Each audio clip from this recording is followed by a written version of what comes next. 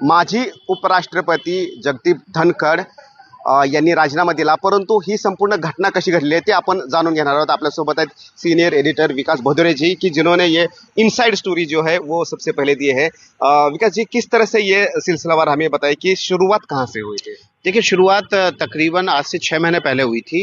6-7 महीने पहले पूर्व उपराष्ट्रपति जगदीप धनखड़ जो थे, वो उनका झुकाव जो है 6 महीने पहले से, जब कांग्रेस ने उनके खिलाफ एक महाभियोग प्रस्ताव लाने की धमकी दी, उसके बाद से उनका झुकाव कांग्रेस की तरफ बढ़ने लगा था। और विपक्षी दलों को वो अपने फेवर में करने के लिए उनको कुछ आउट ऑफ वे जाके फेवर देते थे। जैसे उन्होंने राघव चड्ढा को एक प्रिविलेज कमेटी में उनका एक मामला था, उसमें क्लीन चिट दे दी, उनको एक उनकी हैसियत से ज़्यादा बड़ा बंगला दे दिया। बाद में सरकार ने उसको कैंसिल किया, हालांकि उन्होंने बाद में कोर्ट में जाके उससे स्टे ले लिया।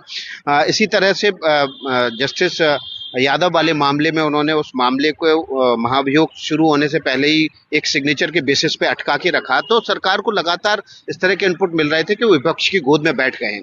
कल जब राज्यसभा में ये प्रस्ताव, परसों जब प्रस्ताव रखा विपक्ष ने, तो तब सरकार के कान खड़े हुए और उस प्रस्ताव को ना केवल जगदीप धनखड़ ने स्वीकार कर लिया, बल्कि हाउस में आके ऐलान भी कर दिया कि प्रस्ताव मिला है और उसके बाद ज्वाइंट कमेटी बनेगी जो इसकी जांच करेगी, जो कि सरकार के लिए अनएक्सपेक्टेड था। सरकार हैरान रह गई, ये कैसे हो गया, क्योंकि सरकार चाहती थी कि केवल लोकसभा में प्रस्ताव आए और उसके बाद जांच कमेटी की जरूरत नहीं है, क्योंकि सुप्रीम कोर्ट की 3 जजों की कमेटी इसकी जांच कर चुकी है। तो जांच में क्यों समय बिताया जाए, सीधे इम्पीचमेंट लाएंगे और जस्टिस यशवंत वर्मा को पद से हटा दिया जाएगा।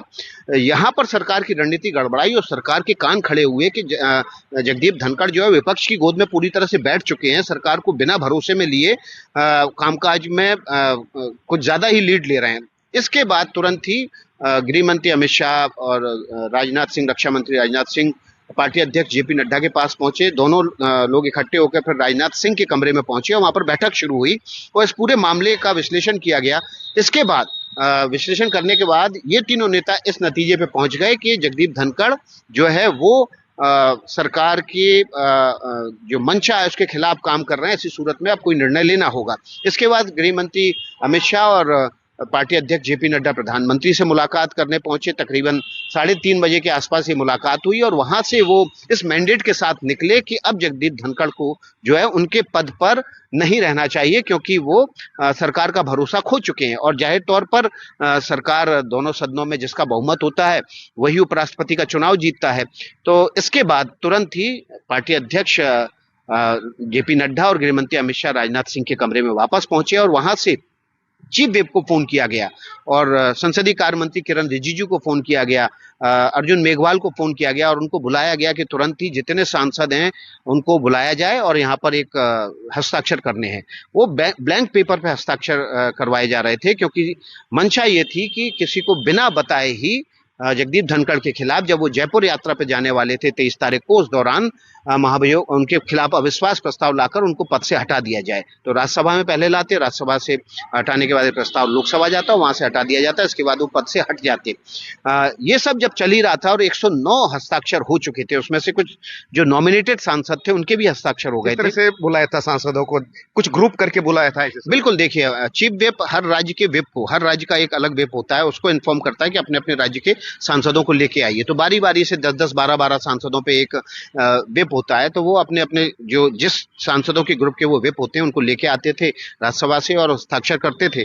और उनको ये नहीं पता था, क्योंकि वहां पर गृह मंत्री अमित शाह बैठे थे, पार्टी अध्यक्ष जेपी नड्डा, रक्षा मंत्री राजनाथ सिंह, पार्टी की टॉप लीडरशिप वहां बैठी थी। किसी की हिम्मत भी नहीं थी ये पूछने की कि हस्ताक्षर किस लिए कराए जा रहे हैं। सभी को ये लग रहा था कि शायद जो जस्टिस वर्मा के लिए प्रस्ताव लेके आना है महाभियोग का, शायद उसके लिए साइन करवा रहे होंगे। लेकिन सरकार की मंशा साफ थी कि अब जगदीप धनखड़ उनके पद पे नहीं रहेंगे, तो उनके खिलाफ अविश्वास प्रस्ताव लेके आना है। 109 जब हस्ताक्षर हो गए और जो गठबंधन के दल हैं उनको भी इन्फॉर्म किया गया, उनसे, उनके टॉप लीडरशिप से बात की गई और उनको कहा गया कि इस पर हस्ताक्षर करने हैं, वो भी जब आने शुरू हो गए तब ये खबर जगदीप धनखड़ को लगी।